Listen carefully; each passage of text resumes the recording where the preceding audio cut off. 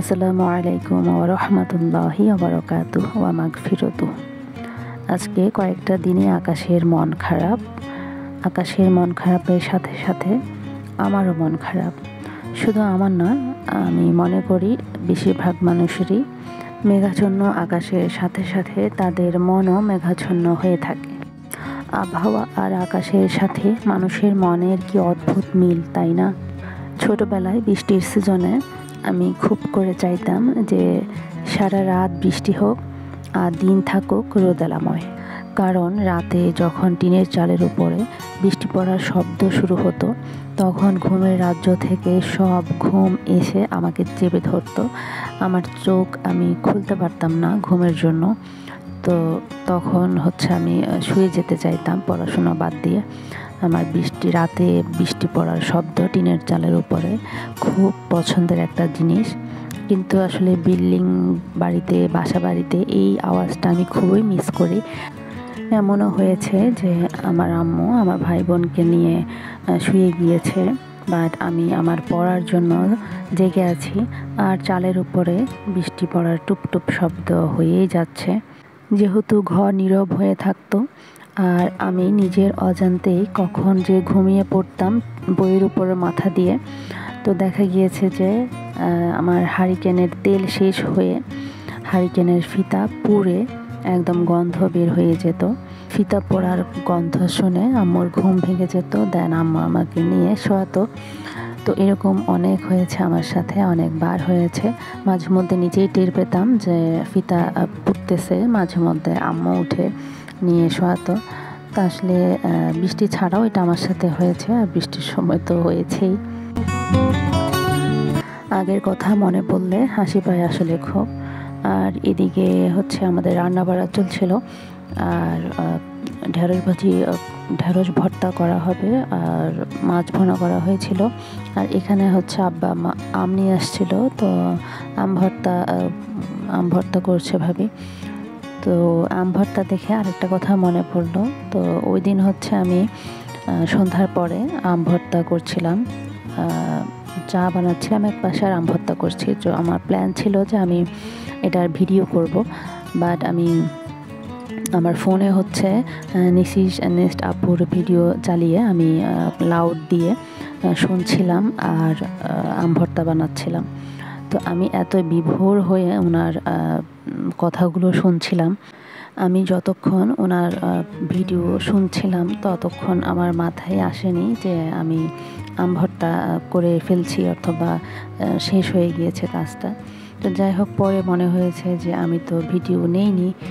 ভালো লাগার মানুষগুলোর ক্ষেত্রে এমনই হয়, সব সময় মনে হয়। এখানে সবজি রান্না বসাচ্ছি আমি, ভাবি কেটে দিয়েছিল। তো প্রেশার কুকারে বসাচ্ছি। মিষ্টি কুমড়া, আলু, চিচিঙ্গা, কাঁচকলা ছিল আর টমেটো ছিল। তো আমি সব মশলা দিয়ে আদা, রসুন, জিরা, ধনিয়া, হলুদ, লবণ, তেল, 2 রকম ডাল দিয়েছি, মসুরের ডাল আর অ্যাঙ্কার ডাল। তো অ্যাঙ্কার ডাল আমি হালকা একটু ভাপ দিয়ে নিয়েছিলাম, পুরো সিদ্ধ করে নিই, জাস্ট কয়েক মিনিট উতলে নিয়েছি। তো দিয়ে ভালো করে মাখিয়ে কষিয়ে দিয়েছিলাম।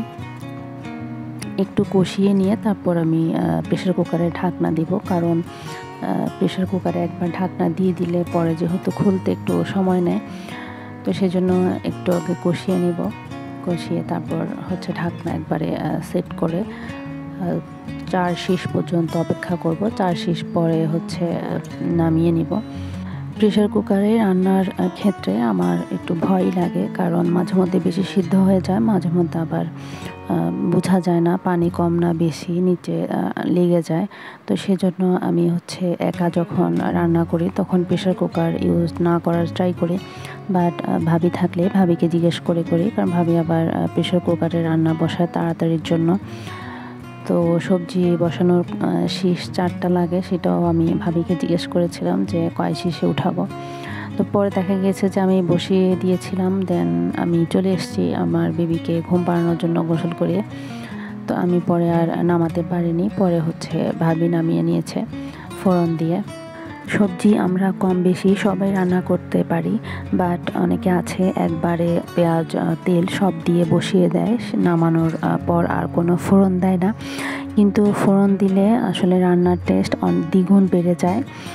তো আর ফোড়ন আমরা স্বাভাবিকভাবে শুধু পেঁয়াজ আর রসুন দিয়েই দিয়ে থাকি, কিন্তু সবজিতে যদি পেঁয়াজ রসুনের সাথে একটু পাঁচফোড়ন দিয়ে দিলে টেস্টটা সবজির দ্বিগুণ হয়ে যায়। আমি আগে হোটেলের পরোটা আর সবজি খেলে আমি ভাবতাম যে হোটেলের সবজিটা কিভাবে রান্না করে ওনারা, আমার হোটেলের সবজিটা খেতে খুব মজা লাগতো। কিন্তু পরে আমি দেখেছি যে ওনারা পাঁচফোড়ন দেয়, যেটা হচ্ছে আমি পরে নিচ থেকেই বের করে ট্রাই করেছিলাম। তখন আসলে ইউটিউবে এত রান্নার রেসিপি আগে দেখিনি, ইদানিং যতটা দেখে শিখছি। তো পরে আমি নিজ থেকে এটা বের করেছি যে হয়তো পাঁচফোড়নের ভাগার দিলে হোটেলের মতো টেস্ট হয়। তো দেন এরপর থেকে আমি যখনই সবজি রান্না করি আমি ট্রাই করি পাঁচফোড়নটা দিয়ে ভাগার দেওয়ার। আর যদি হয়তো বা কখনো শেষ হয়ে যায় তখন পেঁয়াজ আর রসুন দিয়েই ভাগারটা দেই। তো খেয়ে দেখবেন পাঁচফোড়ন দিয়ে, আশা করছি সবার ভালো লাগবে। আর এখানে আম ভর্তা করে নিচ্ছে ভাবি। আম ভর্তা দু জায়গায় করা হচ্ছে, একটু হচ্ছে আমার শ্বশুরের জন্য আলাদা করে, আমার শ্বশুর লবণ মরিচ আর মরিচ বলতে গুঁড়া মরিচ আর হচ্ছে চিনি দিয়ে খাবে, আর আমি আমার শাশুড়ি খাবে হচ্ছে পোড়া মরিচ আর লবণ চিনি। আর আমি এক্সট্রা করে হচ্ছে আমার কাছে আম ভর্তার সাথে একটু গুঁড়ো দুধ দিলে অথবা গরুর দুধ দিলে টেস্টটা ভালো লাগে, বিশেষ করে গুঁড়ো দুধ দিলেই ভালো লাগে। টেস্টটা আসলে মানে অনেক মজা লাগে আমার কাছে। অনেকে আছে গুঁড়ো দুধের টেস্টটা নিতে পারে না, তো তারা দিবেন না। কিন্তু যারা নতুন হয়তো আমার কাছ থেকে শুনছেন যে গুঁড়ো দুধ দিয়েও খাওয়া যায়, তারা আম ভর্তার সাথে একটু গুঁড়ো দুধ মিক্স করে নিতে পারেন, খেতে দারুণ লাগে। আপনারা ট্রাই করে দেখতে পারেন, একদম অল্প পরিমাণে ট্রাই করে দেখবেন, ভালো লাগবে আশা করছি। আর এই তো এখানে টক জাতীয় জিনিস বলেন এগুলা কিন্তু ধুপধাপ করে খেয়ে নিলে ভালো লাগে না, একটু করে করে খাবো আর একটু বসে গল্প করব, এভাবেই খেতে ভালো লাগে। তো আমি ভিডিও করছিলাম আর খাচ্ছিলাম। মানে আমার এখনই যে ভয়েস দিচ্ছে আমার দেখে এখনই আবার খেতে ইচ্ছে করছে, বাট বাসায় এখন আম নেই, কিছুই করার নেই। ভিডিওটি যখন আপনারা কেউ দেখবেন তখন যদি কারো জিভে আমার মতো পানি আসে, যদি আম থেকে থাকে ঘরে, তাহলে বানিয়ে ট্রাই করে দেখতে পারেন। আর বিকেলে হচ্ছে আমার শাশুড়ি বলছিল যে উনি যেহেতু ডায়াবেটিসের রোগী, দুপুরে খাওয়ার 1-1.5 ঘন্টা পরে ওনার খিদা লাগে খুব। তো বলছিল যে আজকে কি নাস্তা বানাবা, ফ্রিজে ডাল ব্লেন্ড করা আছে, তো অল্প তেলে ডালের বড়া যেভাবে বানায় ওইভাবেই বানাও। ডালের বড়া হচ্ছে কম তেলে ভাজতে হয়, তো মার ওটা খেতে ইচ্ছে করছিল। তো আমি শুনে আমি যে আসরের নামাজের পরে গিয়ে ডালটা নামিয়ে রেখেছি। তো সন্ধ্যার পরে আমরা এটা দিয়ে নাস্তা করব আজকে।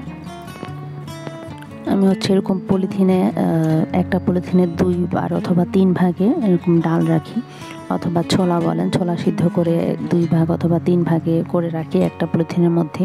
পরে হচ্ছে এক পলিথিন কেটে দা দিয়ে কেটে ডিপ অবস্থায়, শক্ত অবস্থায় কেটে যদি আলাদা করা হয় তখন আর কোনো সমস্যা হয় না। তো ভালো করে ধুয়ে একটা বাটিতে রেখে দিলে তখন আস্তে এগুলো ছেড়ে দেয়, তখন জাস্ট পলিথিনটা সরিয়ে জিনিসটা নিয়ে ওটা দিয়ে তৈরি করা যায় যে কোনো রেসিপি।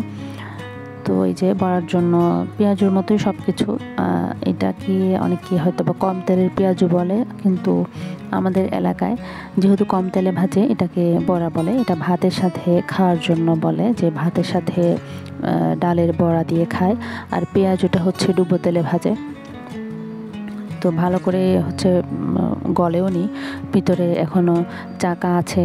আর আমি যেহেতু ডিপের পেঁয়াজ দিচ্ছিলাম, আমার হাত পুরো বাঁকা হয়ে যাচ্ছিল, আমি মাখতে পারছিলাম না। পরে দেখা গিয়েছে আগুন জ্বালিয়ে আগুনের উপরে হাত দিয়ে একবার আরেকবার মাখি, আবার হাত দিয়ে একটু গরম করে আবার মাখি। তো এরকম করে মেখে নিয়েছিলাম, দেন হচ্ছে ভাবি ভেজে নিয়েছিল। এরকম করে অল্প তেলে একটু চেপে চেপে ভেজে করা হয়, বানানো হয় বড়া। এই যে এই ক্লিপটা আমি যখন নিব, আমি ভিডিওটা অন করার সাথে সাথে কারেন্ট চলে গেল। দেন হচ্ছে ফ্ল্যাশ লাইট দিয়ে ভিডিওটা করছিলাম, যে বড়ার সাথে খাওয়ার জন্য চানাচুর দিয়ে মুড়ি মাখাও বানিয়েছিলাম। তো ভালো থাকবেন সবাই। আসসালামু আলাইকুম। ভালো লাগলে লাইক, কমেন্ট, সাবস্ক্রাইব করবেন প্লিজ।